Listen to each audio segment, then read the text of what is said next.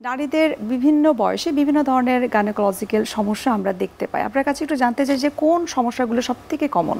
যে reproductive age গ্রুপের জন্ম থেকেই হয় আসলে একটা মেয়ে বাচ্চার অনেক সময় মায়ের বডির ইস্ট্রোজেনের জন্য তার অনেক সময় সিক্রেশন থাকে, ভ্যাজিনাল সিক্রেশন।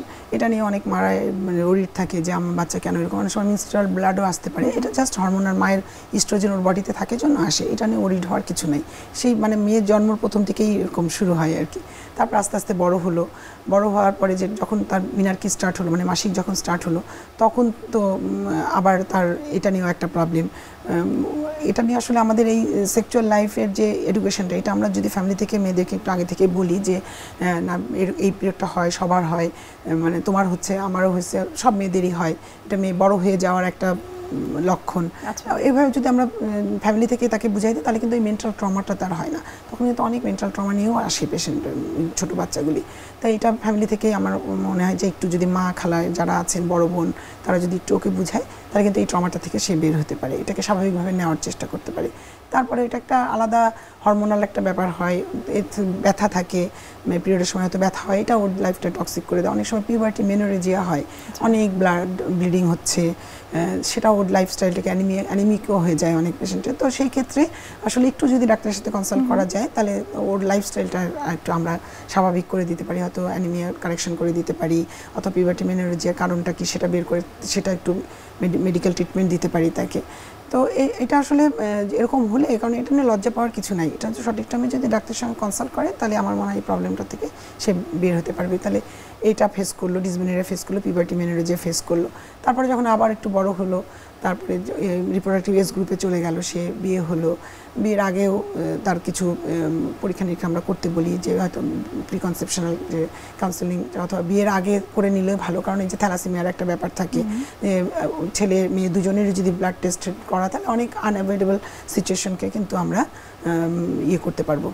তো তারপরে যেটা যখন আবার রিপ্রোডাক্টিভ এজ গ্রুপে গেল, সেখানেও তো অনেক সমস্যা থাকতে পারে। আর বিয়ের আগেও অনেক সময় ভ্যাজানাল ডিসচার্জ থাকে বেশি, অনেক সময় ইচিং থাকে। লাইফস্টাইল যদি হাইজিনটা মেনটেন করে, পিরিয়ড হলো তখন হয়তো ভালো মতন কাপড় চেঞ্জ করলো না, হয়তো অনেকক্ষণ করলো, তাহলে সে ব্লাড তো একটা সোর্স, ইনফেকশনের সোর্স, সেই ক্ষেত্রে ঘন ঘন চেঞ্জ করবে, কাপড় চেঞ্জ করবে, আর হচ্ছে পার্সোনাল হাইজিনটা মেনটেন করবে।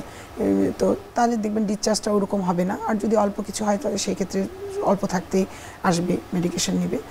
লাইফস্টাইল আমার মনে হয় একটু হাইজিন মেনটেন করলে এগুলো থেকে সে করতে পারে। তারপর যখন রিপ্রোডাক্টিভ এজ গ্রুপে গেলে, তখন পার্টনারের সাথে একটা ব্যাপার থাকে কনজুগাল লাইফে, তখন দুজনেরই হাইজিনের সাথে দুজনের একটা রিলেটেড থাকে, তখন ওই ইনফেকশনটা ক্রস ইনফেকশন হয়, ওখান থেকে এখানে আসে। সেজন্য দুজনের এরকম কিছু হলে অ্যাট এ টাইম দুজনই আসবে ট্রিটমেন্ট নেওয়ার জন্য। ধরেন ডিসচার্জ নিয়ে আসলো, সেই ক্ষেত্রে কিন্তু দুজনের ট্রিটমেন্ট একসাথে। এটা আমরা যেটা ফেস করি যে মা আসে, মেয়ে একাই আসে, পার্টনার আসলো না, তাহলে ট্রিটমেন্ট দিচ্ছি ভালো হচ্ছে, আবার পার্টনারের কাছ থেকে আসতেছে, আবার সেটা সাফার করতেছে। এটা পার্টনার দুজনই আসবে, পার্টনার অনেক সময় কোঅপারেট করতে চায় না, কিন্তু এটা আসলে করা উচিত, বুঝাতে হবে তাকে। আমি তো বলি যে পার্টনার নিয়ে আসার জন্য, যাতে আমি একটা কথা বললে ও যেভাবে বুঝবে, বাসার লোকজন বললে তো ওইভাবে বুঝবে না।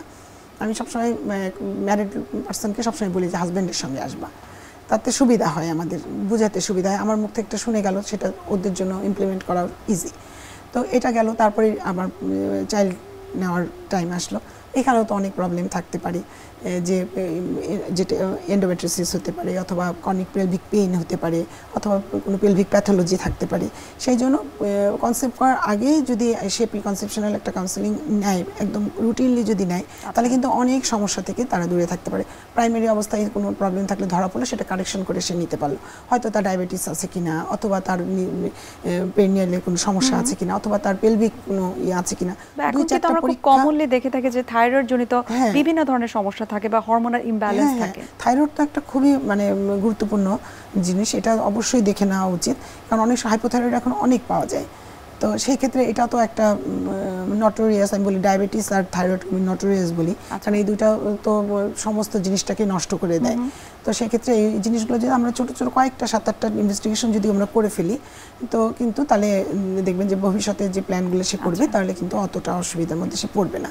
তারপরে তো কনসেপ্টগুলো, তবে ইনফার্টিলিটি এখন তো খুবই বার্নিং ইস্যু ইনফার্টিলিটি, কারণ আমাদের লাইফস্টাইল, আমরা ভেজাল খাওয়া দাওয়া, তারপরে গ্লোবালাইজেশন, এই সবের জন্য, তারপর চাকরি বাকরি করা, মেল ফার্টিলিটি হ্যাম্পার হচ্ছে, ফিমেল ফার্টিলিটি হ্যাম্পার হচ্ছে, এই যে লাইফস্টাইলটা, সেই জন্য এই যে কনসেপশনাল কাউন্সেলিংটা এটা খুবই একটা ইম্পর্টেন্ট।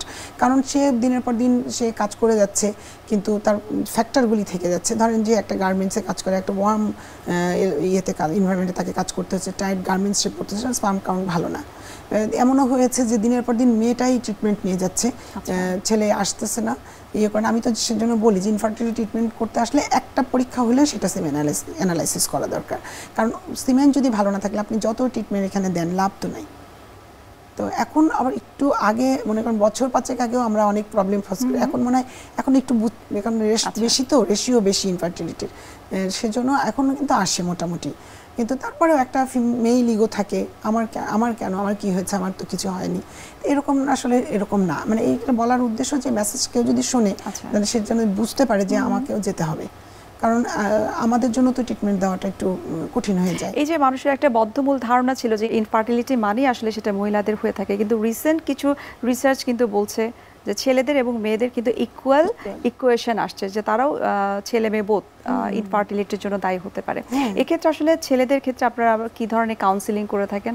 লাইফস্টাইল যেটা আমি বললাম, কারণ এটা কারো যদি কনজেনিটাল কোনো অসুবিধা থাকে অথবা ভিতরে ওই পাথওয়েতে কোনো অসুবিধা থাকে, সেটা তো আমরা ইনভেস্টিগেশন করে ওইটা বেরি করে ফেলি, সেটা পরের কথা। প্রথমে যেটা হবে যে তার লাইফস্টাইলটা চেঞ্জ করতে বলা হয়, তারপরে ওয়ার্কিং এনভায়রনমেন্টটা চেঞ্জ করতে বলা হয়, কারণ এরকম যদি হয় তাহলে তো তার স্পার্ম কাউন্টটা ভালো আসবে না, মোটিলিটিটা কম থাকবে, সেই ক্ষেত্রে তো সে কনসিভ করতে পারবে না। তখন আমরা অনেক সময় আইইউআইতে যেতে বলি। তো এটা হচ্ছে কি যে মনে করেন যার স্পার্ম কম, মোটিলিটি কম, তখন আমরা আইইউআই করে যেটা ওখান থেকে ভালো স্পার্মগুলোকে তুলে নিয়ে এসে ওইটা সরাসরি মেয়েদের জরায়ুর ভিতরে দিয়ে দিই, কারণ যে একটু দুর্বল তো তার তো টিউব পর্যন্ত যেতে একটু প্রবলেম হয়, সেজন্য আমরা আরেকটু আগাই দিই আর কি। আইইউআইটা এটাই যে আপনি স্পার্মটাকে খারাপের ভিতর থেকে ভালোগুলোকে সেপারেট করে ভালোগুলোকে ডিরেক্টলি আপনি ইয়েতে জরার ভিতর দিয়ে দিবেন, যাতে সে সহজে টিউবে যেতে পারে, কারণ ফার্টিলাইজেশন তো টিউবেই হয়। তো এটা কিন্তু এখন শোনে মানুষ, আগে যেমন এটা মানে আমাদের জন্য একটু ডিফিকাল্ট ছিল, এখন কিন্তু এটা শোনে এবং খুবই আইইউআই খুবই হচ্ছে এবং সাকসেস রেটও ভালো।